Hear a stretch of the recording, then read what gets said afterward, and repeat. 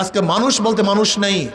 আপনি দেখেছেন যেখানে রাষ্ট্র মানুষকে হেফাজত করবে, সেখানে 5ই আগস্টের পরে শুধু এক দলীয় কন্দলে 200-এর উপরে মানুষ হত্যা হয়েছে। যারা নিজেদের দলের লোকদেরকে হেফাজত করতে পারে না, তারা এই রাষ্ট্রের লোককে হেফাজত করতে পারবে না। আপনি চ্যালেঞ্জ দিলেন, আমি চ্যালেঞ্জ দিলাম, লিখে রাখেন, যাদের কাছে নিজেদের দলের লোক নিরাপদ না, তাদের কাছে রাষ্ট্রের লোক নিরাপদ হতে পারে না। আচ্ছা বলেন তো, যে চোর সে মায়ের নাকে সোনাও চুরি করে, যেটা জালেম ও বাবার সাথেও জুলুম করে, মায়ের সাথেও, স্ত্রীর সাথেও ওর আব্বার জুলুম। কিন্তু যে ব্যক্তি চোর না, সে শত্রুর টাকাও চুরি করতে পারে না। যে জালেম না, সে শত্রুর সাথে জুলুম করতে পারে না। আমি বিশ্বাস করি আমার মাওলানা সে চোর না, আব্দুল মালিক আনোয়ারিও চোর না, ও শত্রুর টাকাও চুরি করতে পারবে না। ও জালেম না, ও শত্রুর উপরে জুলুম করতে পারবে না। এ আমার বাবারা, আপনাদেরকে শীতে ধরছে নাকি?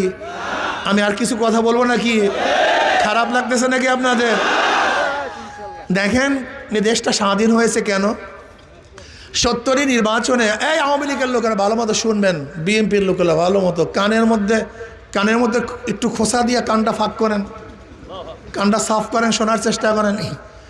70-এর নির্বাচনে আওয়ামী লীগ এককভাবে 160-এর উপরে নির্বাচিত হয়েছিল, সংখ্যাগরিষ্ঠ অর্জন করেছিল।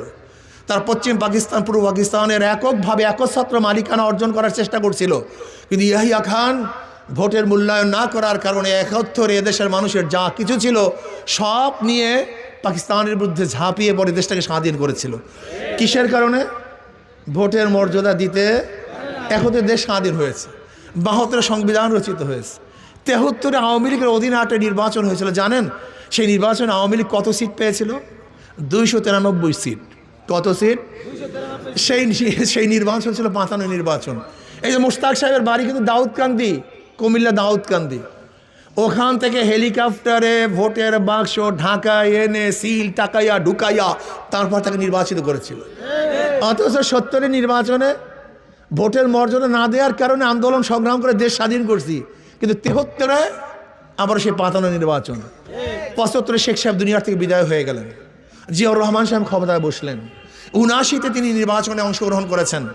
79 নির্বাচনে বিজয় হয়েছিলেন বিএনপি, কিন্তু উনি থাকতে পারেন নাই। 81-তে আবার নির্বাচন হয়েছিল।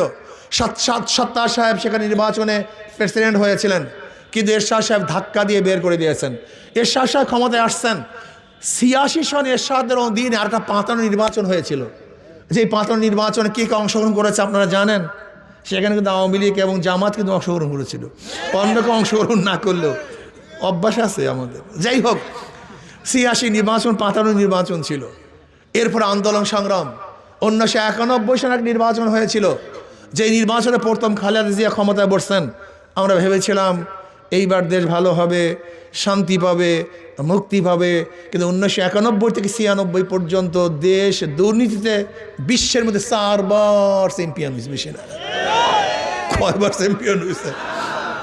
আগে 55 নির্বাচন হয়েছিল কত সনে? 73-এ। আবার আপনারা জানেন 1996 সনে 15 ফেব্রুয়ারি বিএনপির অধীনে আর একটা 55 নির্বাচন হয়েছিল, যেখানে কেউ অংশগ্রহণ করে নাই। বিএনপি একা একা নির্বাচন করেছে। বিশ্বাস হয় না, সবাইরই গন্ধ আছে, কিন্তু সবাই আলহামদুলিল্লাহ। ভেবেছিলাম 96 নির্বাচনের পরে ক্ষমতায় আসছে মনস্কন্যা, এইবার দেশ ভালো থাকবে।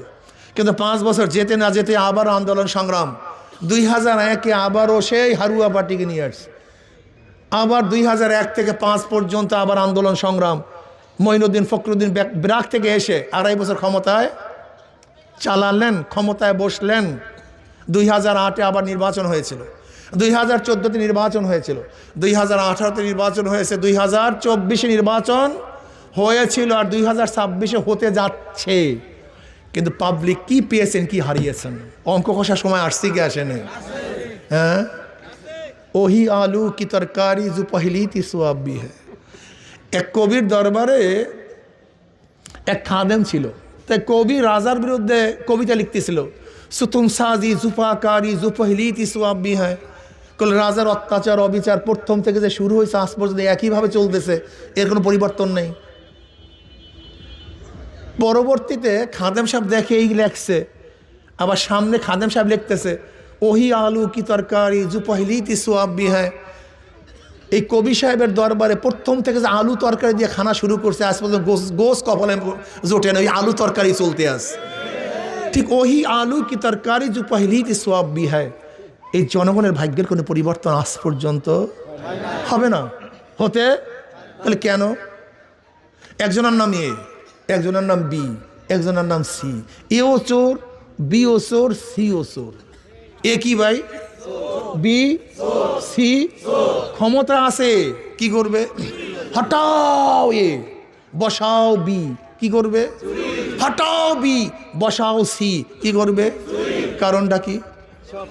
দল এবং নেতার পরিবর্তন হয়েছে, আদর্শ নীতির পরিবর্তন হয় নাই। এই জন্য শুধু নেতা নয়, নীতির পরিবর্তন চাই। প্রিয় ভাইয়েরা আমার, একটা বার হাত তাকে পরীক্ষা করুন। বলতে পারেন হুজুর জামাত ইসলাম না, জামাত আর ইসলাম নাই, জামাতের নামে ইসলাম। হাকিমউদ্দিন তুলে দিয়েছে। আমি আশ্চর্য হয়ে যাই যে জামাত বলছে সৎ লোকের শাসন চাই, আল্লাহর আইন চাই। আমাকে দেখান তো এইবার কোন জায়গায় আমির সাহেব আল্লাহর আইন চাই একটা বক্তৃতা করছে কিনা দেখান তো। হ্যাঁ, চিন্তা করতে পারছেন? আমাকে দেখান তো। জামাতের বন্ধুরা, আমি দুই করে করজোরে হাত ধরে বলছি, তোমরা আমাদের উপর অপবাদ শুনছো। দেখো, জামাতের চেয়ে মিথ্যা বলার লোক গোটা দুনিয়ার মধ্যে দ্বিতীয় আছে বলে আমার মনে হয় না।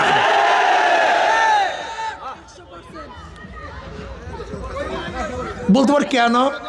আচ্ছা বলো তো, যখন আমরা জোটে ছিলাম,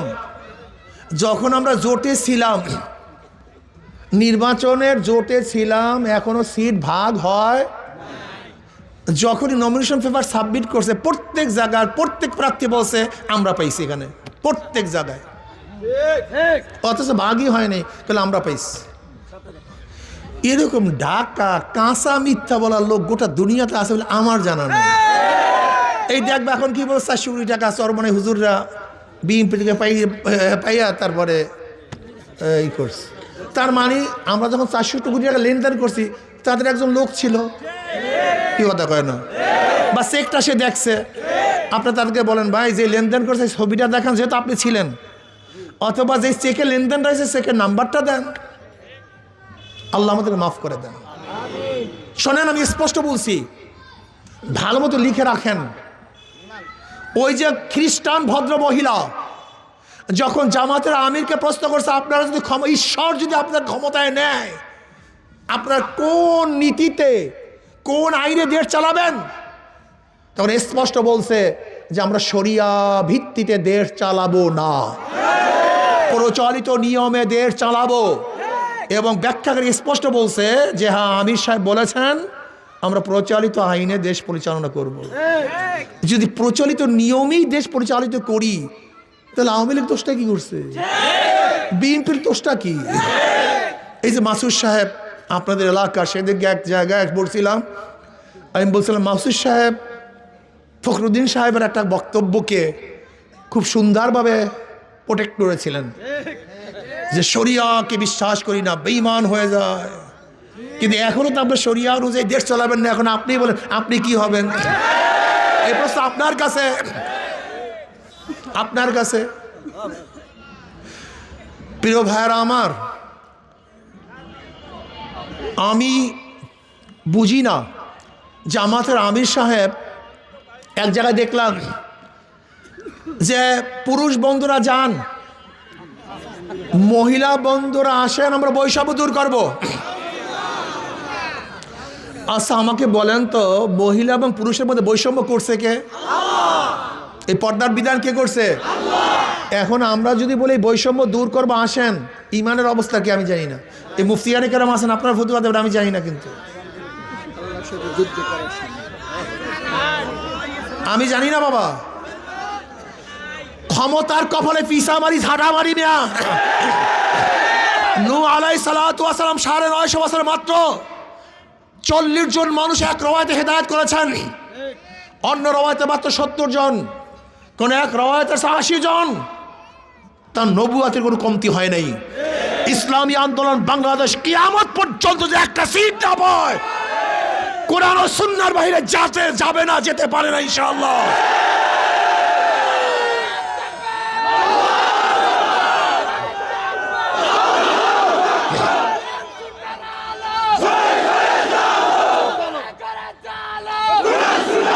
ভাইরা আমার, আপনি দেখেন জামাতের সে আগের বক্তৃতা, এখন বর্তমানে বক্তৃতা। জামাতের আমির সাহেবের উপরে একজন মহিলা ঝেপে পড়ছে, তিনি তাকেও জড়িয়ে নিয়েছেন। শোনেন জামাতের ভাবারা, শোনেন, এই অবজ্ঞা কারোর সাথে করা হয় না। আপনার উচিত ছিল ভুল স্বীকার করা, কিন্তু আপনি ভুল স্বীকার না করে তাকে যোদ্ধার মা, জাতির মা এই ব্যাখ্যা দিয়ে এবং কোরআন ও হাদিসের খেলাফ করেছেন, উল্টা করেছেন। এই ব্যাখ্যা ঠিক হয় নাই। আপনার উচিত ছিল আবেগে হয়ে গেছে, কিন্তু ব্যাখ্যা দেওয়ার কোনো সুযোগ নাই, এটা ভুল। আমি স্পষ্ট বলবো, কালোকে কালো বলতে হবে, সাদাকে সাদা বলতে হবে, দিনকে দিন বলতে হবে, রাত্রকে রাত বলতে হবে। ইসলামী আন্দোলন বাংলাদেশকে অনেকে বদনাম করে সিটের জন্য তারা ভাগ হয়েছে। যদি সিটের জন্য ভাগ হই, তাহলে ধরে নেন একা থাকলে কি সিট পাওয়া যায় না জোটে থাকলে সিট পাওয়া যায়? তা সিটের জন্য ভাগ হলে তো জোট করতাম, তা ভাগ হইলাম কেন? বোকা নাকি? নিয়ে এতটুকু সেন্স নাই, নিয়ে মাথার মধ্যে এতটুকু সেন্স নাই? যদি সিটের লোভেই ভাগ হই, তা জোটে থাকলে সিট পাওয়া যায় না, একা থাকলে সিট পাওয়া যায়? কথা বলেন না কেন? তা আমরা একা হইলাম কেন? না, আমরা জোটের থেকে ভাগ হয়ে সিটের জন্য নয়, ইসলামের জন্য, শরিয়ার জন্য, কোরআন ও সুন্নাহর জন্য। মানুষকে বোকা বুঝাও, বোকা বুঝাও মানুষকে। আমরা কোরআন ও সুন্নাহর জন্য আলাদা হয়েছি, ইসলামের জন্য আলাদা হয়েছি। ক্লিয়ার কাট কথা। যারা ইসলাম চান হাত পাকায় ভোট দেন, আর যারা আমেরিকার মডার্ন ইসলাম চান অন্য জায়গায় গিয়ে ভোট দেন। যান। যারা চাঁদাবাজি চান অন্য জায়গায় গিয়ে ভোট দেন। আর যারা দেশকে সুষ্ঠু, সুন্দর, চাঁদা মুক্ত, কোরআন ও সুন্নাহর ভিত্তিতে চালাতে চান, তাদের মার্কা হাত পাকা। কোনো ক্লিয়ার কাট কথা, কোনো কথাবার্তা নেই। ক্লিয়ার কাট কথা। আমাকে অনেক সাংবাদিকরা প্রশ্ন করে যে হুজুর আওয়ামী লীগের নেতারা পালিয়েছে, কিন্তু তাদের ভোটাররা তো পালায় না, ভোট দেবে কাকে? প্রায় সাংবাদিকরা আমাকে প্রশ্ন করে হুজুর তারা ভোট দেবে কাকে? আমি বললাম দাঁড়িপাল্লায় তারা ভোট দেবে না, এর জন্য তাদের জন্মটাই বিপরীত, স্বাধীনতার পক্ষে, স্বাধীনতার বিপক্ষে। এর জন্য দাঁড়িপাল্লায় তারা ধানের শীতে ভোট দেবে না। 5ই আগস্টের পর যত কেস, মামলা, হামলা, চাঁদাবাজি তারা করছে, কাজী ধানের শীষেও ভোট বাকি থাকে একটা। কথা কয় না, বাংলা কথা বোঝে না। কলে কেন? কলে কেন?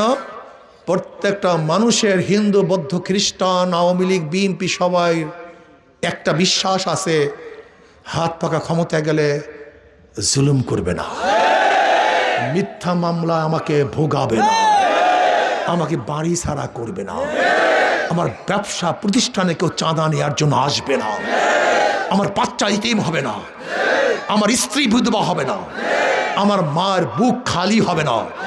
এই বিশ্বাস প্রত্যেকটা মানুষের মধ্যে আছে। এর জন্য আশা করি ইনশাআল্লাহ হাত পাকে কি গ্রহণ করবে। আপনারা তো কেউ করবেন না মনে হয়। ও যে দাঁড়ায় আছে ওরা শীতে ধরছে মনে হয়, হাত পাকে পছন্দ করে না নাকি? এই মার্কাটা কি? মুসলিম হিন্দুর, ধনী গরিবের, পুরুষ মহিলার, সবার মার্কা, শান্তির মার্কা, সবার মার্কা, ইসলামের মার্কা, শরিয়াতের মার্কা, বিজয়ের মার্কা। নারায়ে তাকবীর। মার্কাটা কি? ইনশাআল্লাহ আমরা এবার ইনশাআল্লাহ এমন ভাবে কাজ করব যেন হাত পাকাকে বিজয় করবই করবে ইনশাআল্লাহ। ধন্যবাদ সবাইকে, শুক্রিয়া। আগামী 7 তারিখ আমি যেন শুনি বাউফলে একটা সমুদ্র হয়েছে। ওই সমুদ্র কোনো পানির সমুদ্র না, সমুদ্র যেন মানুষের সমুদ্র হয় ইনশাআল্লাহ। রাজি আছেন ইনশাআল্লাহ? আর একটা কথা, অনেকের মধ্যে ধোকায় পড়ছেন, জোটে ছিলাম ইসলামী আন্দোলন ওইটা করছে সেইটা সব ইসলামের জন্য করছে, ইসলামের জন্য ছিল, ইসলাম নাই সেখানে নাই। কথা ক্লিয়ার? কি কথা ঠিক আছে ইনশাআল্লাহ? আল্লাহুম্মা আমিন। রব্বানা